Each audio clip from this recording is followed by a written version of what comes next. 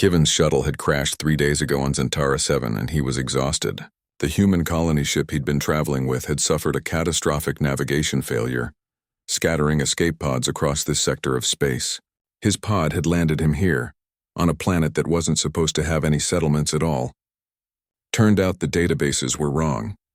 The town of Crystallis sprawled before him, its bioluminescent towers spiraling into the purple sky.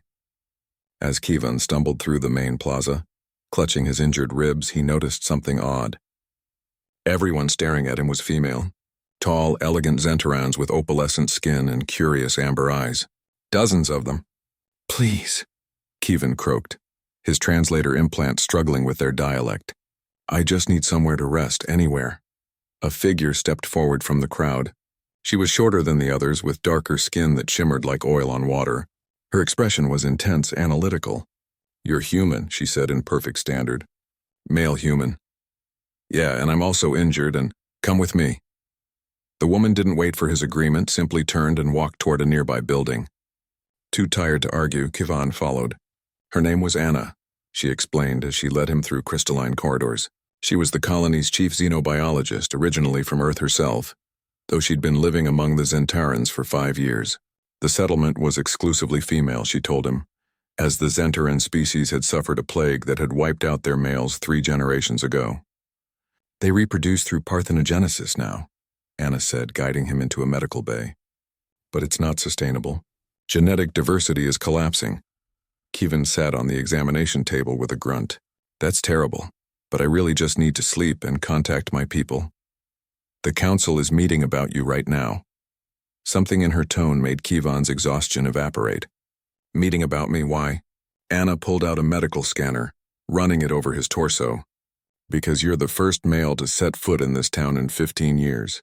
And more importantly, you're human. I don't understand what that has to do with—" "Humans are biologically compatible with hundreds of species," Anna interrupted, her eyes fixed on the scanner readout. "We're genetic generalists. It's one of the reasons we've become so prominent in the galactic community. Despite being relative newcomers, your DNA could be the key to saving the Zentaran species." Kivan's eyes widened. "Wait, you're not suggesting—" "I'm not suggesting anything, but the council will be." Anna finally looked up at him, and her expression was apologetic. "They're going to ask you to stay. To help them."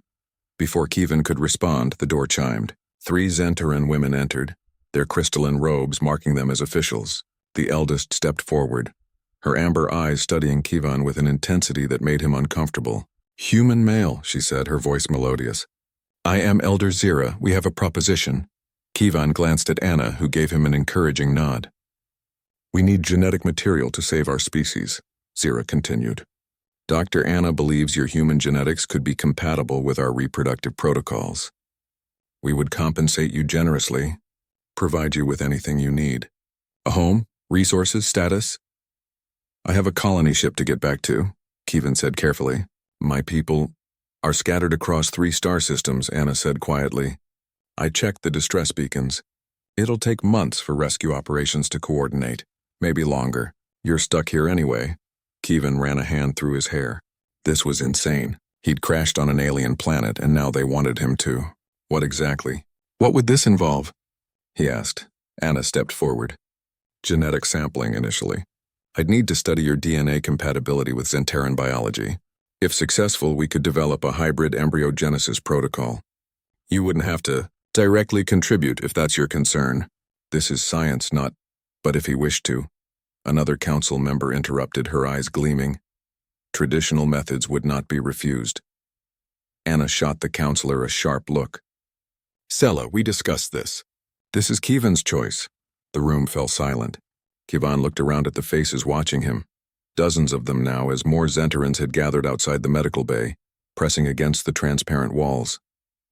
There was hope in their eyes, desperation.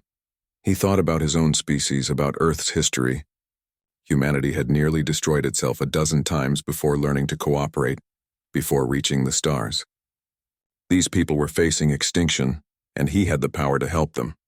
"How long would you need me?" Kivan asked. Anna's expression softened. "The initial research phase? 6 months, minimum.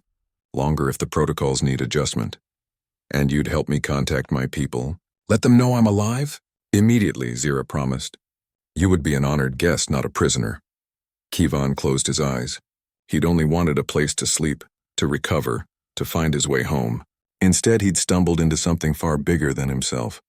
It was very human, he thought, to land on an alien world by accident and somehow become the center of everything. All right, he said finally. I'll help you. But Anna's in charge of the research. I trust her to do this right. The room erupted in a cacophony of relieved voices. Anna smiled, the first genuine smile he'd seen from her. Thank you, she said simply. You might have just saved an entire species. Kivon managed a tired laugh. Can I sleep now? Yes, Anna said, already pulling up genetic sequencing programs on her datapad. But tomorrow we change the galaxy. As Kivon finally lay down in a proper bed, the purple sky of Zentara 7 darkening outside his window, he couldn't help but think that this was the most human thing possible. Crashing on an alien world and somehow making it everyone else's problem to solve. Humanity, fuck yeah, indeed.